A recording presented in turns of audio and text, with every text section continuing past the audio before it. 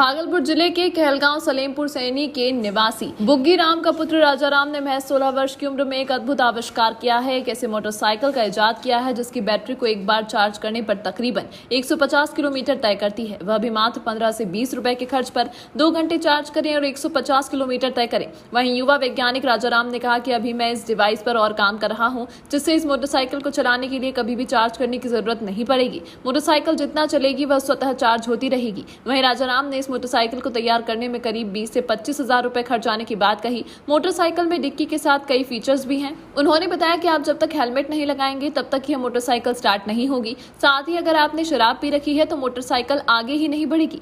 Bike चोरी ना हो इसके लिए मोबाइल से लॉक कर सकते हैं। इसमें स्मार्ट लॉक की भी व्यवस्था है। यह मोटरसाइकिल राजा राम ने कबाड़ के सामानों को जुगाड़ कर तैयार की है। इससे पहले भी होनहार युवा वैज्ञानिक राजा राम ने कई आविष्कार किए हैं, जिसमें आग से बिजली पैदा करना। ये और कब से बना रहे हैं? इसको हम एक बचपन से ही बना रहे हैं। ये स्कूटी बनाने का शौक यही आया कि जो देखे अभी फिलहाल में जैसे कि पेट्रोल का भी दाम बहुत ज़्यादा हो गया और उसके साथ साथ जो मार्केट से में स्कूटी आया उसका भी देख के प्राइस बहुत ज़्यादा हो गया। तो नॉर्मल हमारे जैसे कि हम सब तो एक जैसे कि नॉर्मल मतलब अथी से पड़ जाते हैं और उसमें सोचे कि हर किसान को एक मतलब कम प्राइस में स्कूटी दिया जाए, तो वही उसी के कारण बनाने का इसका प्रयास किया और अभी बन के तैयार हो गया है। क्या फायदा है इसमें? इसमें यही पैदा है कि जो हमारे अथी अभी मार्केट में स्कूटी आया है इलेक्ट्रिक स्कूटी, उसमें ज़्यादा प्राइस पड़ रहा है और जो हम स्कूटी बनाए इसमें कम प्राइस पड़ रहा है। क्या फीचर है इसमें? इसमें अभी फीचर तो एक नॉर्मली है जो कि बैटरी से चार्ज कीजिए और चलाए, लेकिन इसमें अभी और डेवलपिंग कर रहे हैं जैसे कि कभी इसको चार्ज नहीं करना पड़ेगा। इसको बनाने का प्रयास कर रहे हैं, हमें लगता है कि सक्सेस हो जाएगा। एक बार चार्ज करने से कितना किलोमीटर चलेगा? अभी तो एक छोटा सा बैटरी लगा है जो कि अभी तो कम दूरी करता है, लेकिन इसमें अगर बड़ा बैटरी लगा दे तो ज़्यादा दूरी तय करेगा। कितना?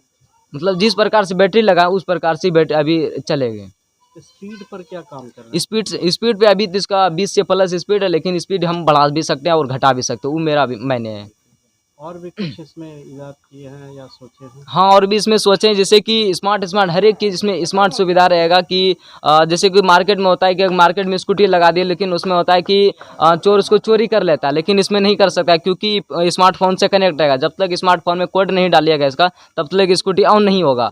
और उसके साथ साथ इसमें कोई जैसे कि अभी विदाउट अगर हेलमेट पहन कर चला रहे लेकिन इसमें और लगाएंगे डिवाइस जो कि हेलमेट अगर जब तक नहीं पहनेंगे तो स्कूटी नहीं चलेगी। क्या खर्च पड़ेगा इसमें? अभी हमको खर्च पड़ गया 15 हज़ार से प्लस पड़ गया, लेकिन जो जब मार्केट में लॉन्च होगा तो थोड़ा सा इसमें और क्वालिटी भी होगा तो कम मतलब प्राइस में मिल जाएगा।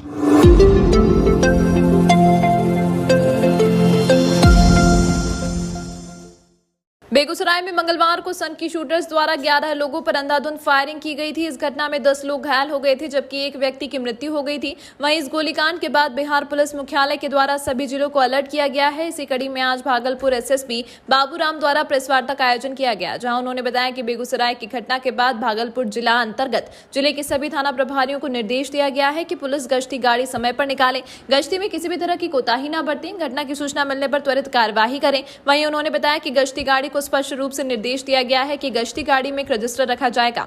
गश्ती गाड़ी की टीम द्वारा जिस भी गाड़ी की चेकिंग की जाएगी उसे गश्ती पंजी में नोट करें। साथ ही जितने भी संवेदनशील स्थल हैं उस स्थल का जायजा लें। साथ ही साथ स्थानीय और बाजार के लोगों से संपर्क बनाए रखने का निर्देश दिया।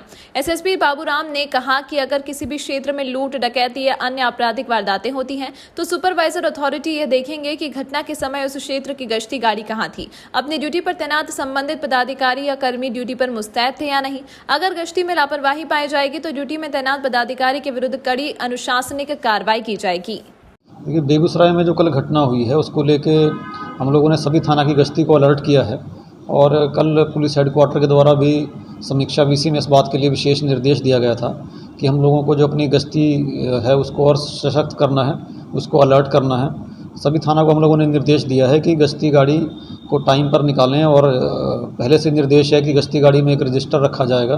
वो जो भी गाड़ियों को चेक करेंगे उसको अपनी गश्ती पंजी में नोट करेंगे। इसके अलावा जो भी संवेदनशील स्थल उनके गश्ती के रूट में हैं वहाँ पर वो विजिट करेंगे। जो स्थानीय लोग हैं, बाज़ार के लोग हैं, उन लोगों से बातचीत करके लगातार उनके संपर्क में रह के उनसे इनपुट लेते रहेंगे। तो ऐसे तमाम तरह के निर्देश गश्ती के संबंध में पहले से दिए गए हैं। इसको हम लोगों ने फिर से सभी थाना को दोबारा निर्देशित किया है।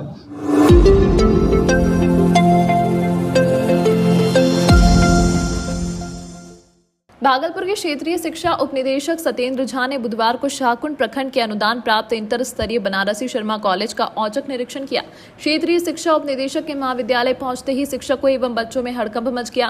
क्षेत्रीय शिक्षा उपनिदेशक ने औचक निरीक्षण के क्रम में उन्होंने महाविद्यालय के कार्यालय में जाकर कैश बुक, शिक्षक उपस्थित पंजीत, छात्र उपस्थिति पंजी तथा अन्य अभिलेखों का गहन अवलोकन किया। अवलोकन के दौरान पाई गई अनियमितता को लेकर प्रधानाध्यापक रंजना शर्मा से आवश्यक पूछताछ की। साक्ष्य मिला जी।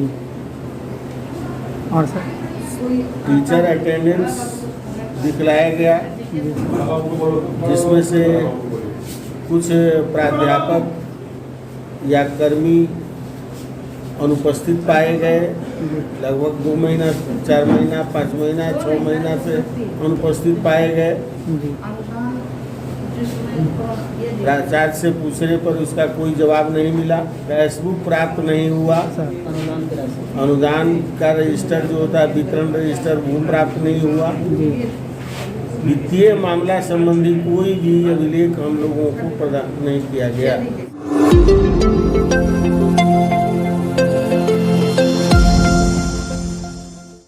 भागलपुर के औद्योगिक थाना क्षेत्र अंतर्गत 0 माइल से 53 वर्षीय लालचंद यादव 11 सितंबर से लापता है। उसकी खोजबीन के लिए परिवार वाले काफी परेशान हैं। इसको लेकर लालचंद की पत्नी और बेटी 0 माइल औद्योगिक थाना पहुंचे और रिपोर्ट लिखाई, लेकिन थाने ने उस पर कोई एक्शन नहीं लिया। फिर जाकर लापता लालचंद की पत्नी एवं उनके बेटे अपनी गुहार लगाने पुलिस अधीक्षक कार्यालय पहुंचे। यहाँ उन्हें आश्वासन मिला है कि इस पर जल्द कार्य किया जाएगा। लालचंद यादव 0 माइल के पास ज्योति विहार का रहने वाला है। वह व्यवसाय से एक ड्राइवर है। जमीनी विवाद को लेकर उनके दोनों भाइयों पर आरोप लगाया जा रहा है कि उनके 2 भाई रंजन यादव और रितेश यादव ने जमीन के चलते उन्हें अगवा किया है। बता दें कि लालचंद यादव 11 सितंबर को 5 बजे में शाम बैंक जाने के नाम पर एटीएम और पासबुक, आधार कार्ड लेकर वह निकले, फिर वापस घर अभी तक नहीं आए हैं।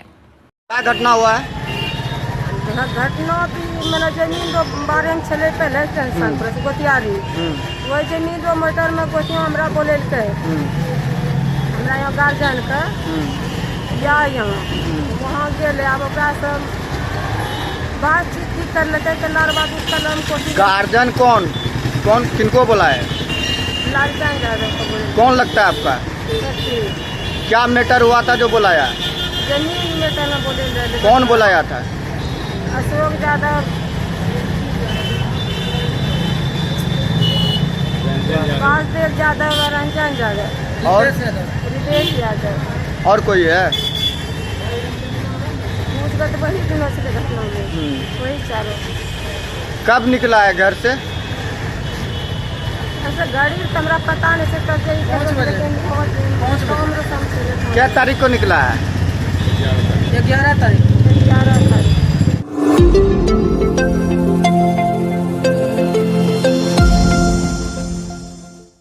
जवाहरलाल नेहरू चिकित्सा अस्पताल के अधीक्षक कार्यालय के सामने आज स्वास्थ्य कर्मियों ने 1 दिवसीय धरना दिया। धरना दे रहे स्वास्थ्य कर्मियों की मांग है कि उन्हें पुराना वेतन दिया जाए। वहीं कोरोना काल के समय कार्यालय में तैनात कर्मियों को अल्पाहार के लिए भुगतान दिया गया था, लेकिन अस्पताल में काम कर रहे कर्मियों को इसका लाभ नहीं दिया गया है। वहीं इसके अलावा भी कई अन्य मांगों को लेकर स्वास्थ्य कर्मी धरने पर बैठे हुए हैं। इन लोगों का कहना है कि राज्य के अन्य अस्पतालों में अल्पाहार की राशि दी गई है, लेकिन जवाहरलाल नेहरू चिकित्सा अस्पताल में इन लोगों को लाभ नहीं दिया जा रहा है।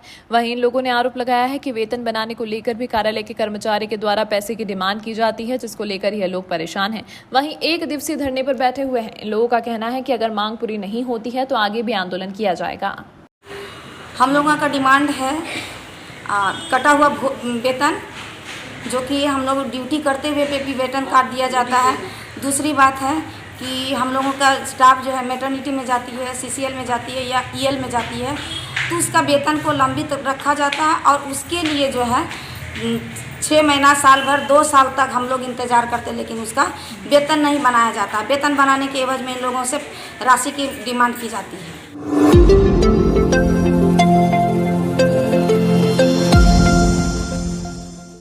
भारतीय जनता युवा मोर्चा बिहार प्रदेश कार्य समिति की बैठक में पूर्व केंद्रीय मंत्री राधा मोहन सिंह समापन समारोह में पहुंचे। बैठक के दौरान पूर्व केंद्रीय मंत्री के द्वारा कार्यकर्ताओं में उत्साह भरने के लिए अपने भाषण में कई चीजों की चर्चा की। वहीं उन्होंने भाषण के दौरान कांग्रेस की भारत जोड़ो यात्रा पर तंज कसते हुए कहा कि जो लोग चांदी के चम्मच से बचपन से खा रहे हैं उन्हें गरीबी का क्या मालूम होगा। और किसान को मिलने वाले 6,000 रुपए अनुदान मिलने पर कांग्रेस के द्वारा सवाल उठाए जाने को लेकर उन्होंने कहा कि जो गरीब है उन्हें ही यह पता है कि इन रुपयों का क्या महत्व है। वहीं बेगूसराय की घटना पर उन्होंने कहा कि बिहार एक बार फिर से बीते समय में चला गया है। पूर्व मंत्री ने कहा कि भाजयुमो के युवा कार्यकर्ताओं में काफी जोश है और आने वाले चुनाव में इसका असर साफ तौर पर दिखने को मिलेगा। जो बिहार का युवा वर्ग है, मोदी जी के कार्यों के प्रति इस प्रकार से उनके बीच जनाकर्षण है कि मैंने उसका दृश्य देखा है युवा मोर्चा के सम्मेलन में। हर जिले का जो संगठनात्मक ढांचा है युवा मोर्चा का, बीजेपी का, वो निश्चित रूप से बिहार के भविष्य को तय करेगा।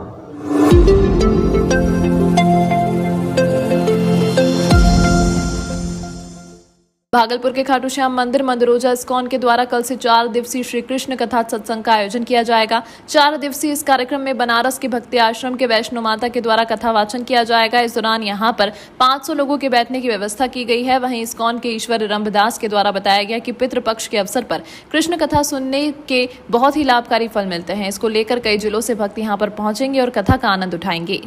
ये 4 दिवसीय कृष्ण कथा सत्संग हो रहा है 15 सितंबर से 18 सितंबर। समय 3:30 शाम को 7 बजे तक होगा। और परम पूजनीय भक्ति आश्रय वैष्णव साईं महाराज वृंदावन से आ रहे हैं और वो सन्यासी हैं, बाल ब्रह्मचारी हैं। उनका जन्म जगन्नाथपुरी के पास का है और पूरे विश्व में कृष्ण कथा के लिए वो भ्रमण करते हैं। अभी वो कलकत्ता से आ रहे हैं, उसके बाद में वो पटना होते हुए वृंदावन जाएंगे। अमेरिका, ऑस्ट्रेलिया, रशिया, हर जगह वो भ्रमण किए हैं कथा, कृष्ण कथा के लिए।